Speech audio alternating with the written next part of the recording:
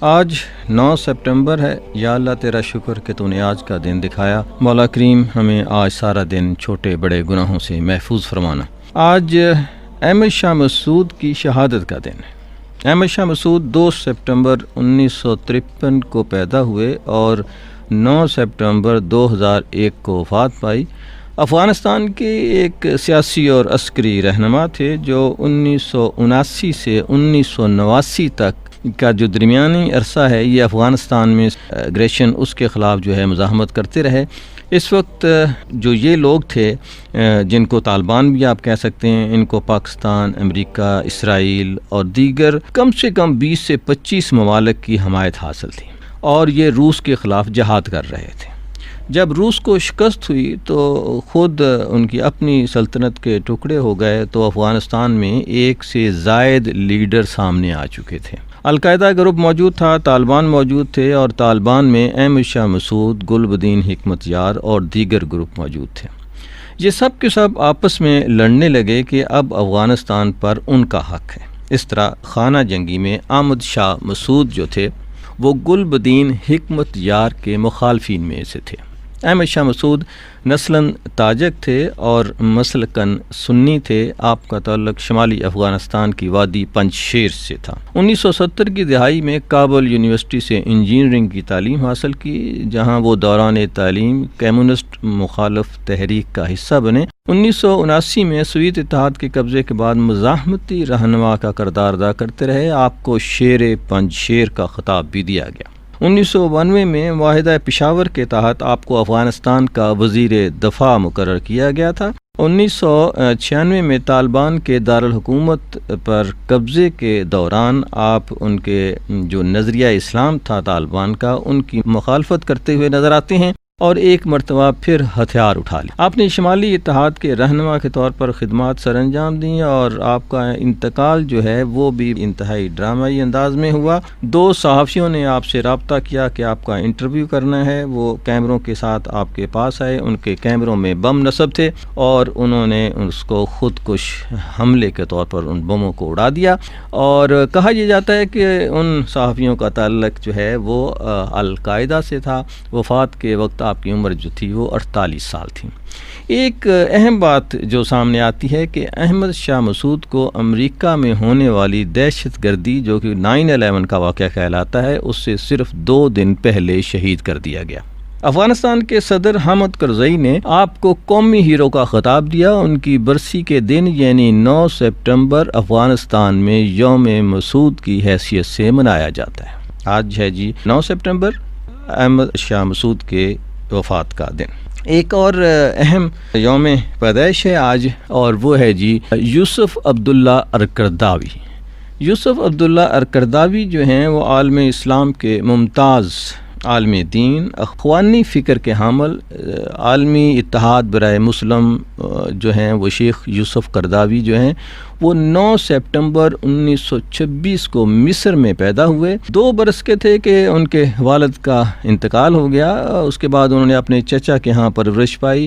ان کا جو خاندان تھا وہ ان کو دکاندار یا بڑھئی بنانا چاہتا تھا، تاہم وہ اس دوران میں قرآن مجید حفظ کرتے رہے۔ 9 برس کی عمر میں حفظ مکمل کر لیا۔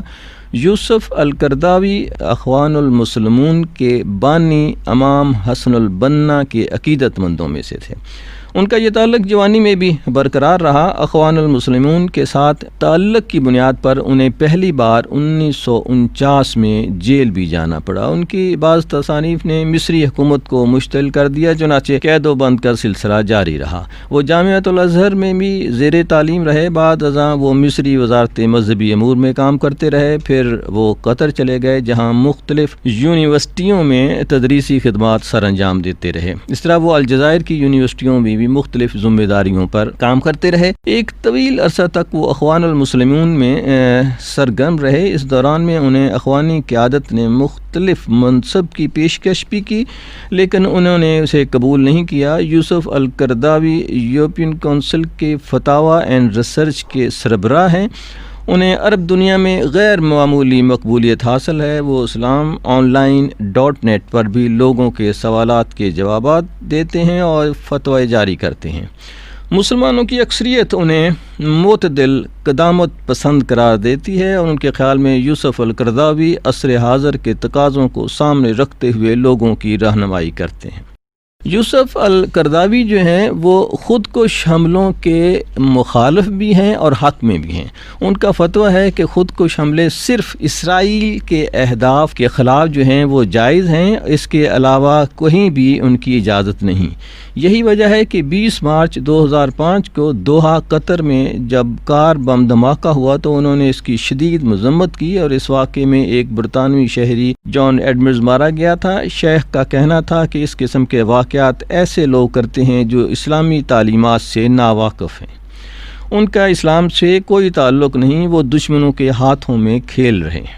اس طرح سے 14 اپریل 2004 کو اسلام آن لائن پر ایک فتویٰ جاری کیا کہ تمام مسلمان امریکی اور اسرائیلی مصنوعات کا بائیکاٹ کریں، کیونکہ وہ ان مصنوعات کے بدلے حاصل ہونے والی رقم سے معصوم فلسطینی بچوں کے جسم چھلنی کرتے ہیں، اور اس طرح سے دشمن کو معاشی طور پر کمزور کرنا چاہیے تاکہ وہ مسلمانوں کے مقابلے میں اس طرح کے ہتھیار خرید کر ان کا نقصان نہ کر سکیں۔ ایک اہم بات شیخ یوسف القرضاوی کے حوالے سے کہی جاتی ہے کہ ان کا فتویٰ ہے کہ پوری دنیا کے مسلمانوں کو گرین وچ ٹائمز کے بجائے مکہ مکرمہ کے ٹائمز کو مد نظر رکھنا چاہیے۔ وہ عالمی اسلام میں جمہوریت کے قیام کے حامی ہیں۔ ان کا کہنا ہے کہ مشرق وسطیٰ میں سیاسی اصطلاحات کی شدید ضرورت ہے۔ ڈنمارک کے ایک کارٹونسٹ نے جب پیغمبر اسلام صلی اللہ علیہ وآلہ وسلم کے حوالے سے توہین آمیز کارٹون بنائے تو شیخ قرضاوی نے شدید غم و غصے کا اظہار کیا، تاہم ان کا کہنا تھا کہ اس کے جواب میں تشدد کرنا ناجائز ہے۔ انہوں نے کہا کہ یہ خبر سنتے ہی شیخ قرضاوی نے تمام مسلمانوں سے اپیل کی کہ وہ زخمیوں کے لیے خون کے عطیات دیں۔ ان کا کہنا تھا کہ اسلام صبر و تحمل کا دین ہے، وہ انسانی جان کی حفاظت پر زور دیتا ہے، معصوم انسانوں پر حملے گناہ عظیم ہیں۔ شیخ قرضاوی کا کہنا ہے کہ عراق میں جانے والے سارے امریکی حملہ آور متصور ہوں گے اور ان کے درمیان فوجی یا سویلین کی کوئی تفریق نہیں، اس لیے ان کے خلاف جہاد جو ہے وہ فرض ہے۔ اس لیے امریکہ نے جو حملہ کیا تھا، چاہے انہوں نے کہا کہ فوجی ہوں چاہے سویلین ہوں، وہ قابض متصور ہوں گے، اور انہوں نے یہ وضاحت کرتے ہوئے کہا تھا کہ میں جہاد یعنی جد و جہد کا لفظ استعمال کر رہا ہوں، قتل کا نہیں۔ اب تک ان کی 50 سے زائد کتب شائع ہو چکی ہیں، جن میں اسلام میں حرمت، اسلام مستقبل کی تہذیب، اسلام تحریکوں کی ترجیحات اور اسلام میں عورت کا مقام و مرتبہ بھی شامل ہیں۔ آج 9 سپٹمبر ہے جی، شیخ عبداللہ القرضاوی کا یوم پیدائش۔ ایک ایسی شخصیت جن کی تعلیمات کو جاننے کی ضرورت ہے اور ہمیں نئی نسل کو چاہیے کہ وہ ضرور ان کو پڑھیں۔ آج ایک ملک کا یوم آزادی ہے، اس ملک کا نام ہے جی تاجکستان۔ آج تاجکستان کا یوم آزادی 9 سپٹمبر۔ اچھا، تاجکستان جو ہے وہ وسط ایشیا میں خشکی میں گھرا ہوا ملک ہے، جسے ہم عام طور پر لینڈ لاکڈ ملک کہتے ہیں۔ اس کی سرحدیں جو ہیں وہ افغانستان، ازبکستان، کرغستان اور چین سے ملتی ہیں۔ تاجک جو ہے فارسی سے انتہائی قربت رکھنے والی ایک زبان بولتا ہے جسے تاجک کہا جاتا ہے۔ یعنی تاجک جو ہے وہ ان کی جڑیں جو ہیں وہ ایران کے ساتھ ملتی ہیں، اور ایرانی فارسی جو ہے وہ اور تاجک زبان جو ہے آپس میں بہت ہی لگا کھاتی ہیں۔ سوویت اتحاد سے آزادی ملنے کے بعد 1992 سے 1997 تک خانہ جنگی کا شکار رہا یہ ملک، لیکن خانہ جنگی کے بعد سیاسی استحکام آیا اور تاجک معیشت تیزی سے ترقی کر رہی ہے۔ 9 ستمبر 1991 کو آزادی کا اعلان کیا، لیکن وہ باقاعدہ اپنا یوم آزادی جو ہے وہ 25 دسمبر 1991 کو وہ یوم آزادی کہتے ہیں، کیونکہ 91 سے لے کر یہ اس پورا علاقے میں انہوں نے اعلان تو کر دیا، لیکن روس سے آزادی حاصل کرنا اتنا آسان نہیں تھا۔ بہرحال آج 9 ستمبر 1991 جب تاجکستان نے اپنی آزادی کا اعلان کیا، لیکن اگر کہا جائے کہ تاجکستان کا یوم آزادی کیا ہے تو وہ ہے 25 دسمبر 1991۔ تاجکستان کے عوام کو، تاجکستان کے دوستوں کو آزادی مبارک ہو، آزادی کی قدر کیجیے، ورنہ ان ملکوں کی طرف دیکھیے جو آج آزاد نہیں ہیں اور قربانیاں دے رہے ہیں۔ ہم آزاد ہو کر اپنے بھائیوں اور بہنوں کا خون بہا رہے ہیں۔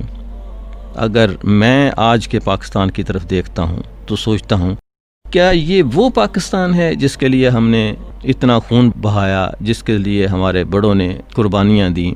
ہم وہ تصور نہیں کر سکتے جس خون کے دریا کے اوپر اور جن لاشوں کے اوپر یہ ملک بنا ہے. خدا کے لیے یہ وہ پاکستان تو نہیں آج.